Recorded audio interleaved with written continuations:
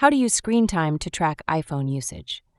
Hey guys, in today's video, I'm going to show you how to use the screen time feature on your iPhone to take control of your usage and boost your productivity. So, make sure to watch this video till the end, and let's get started.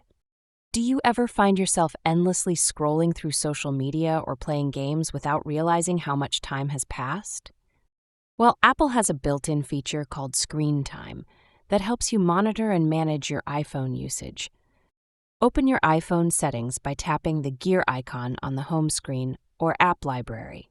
Scroll down and tap on Screen Time to access its settings.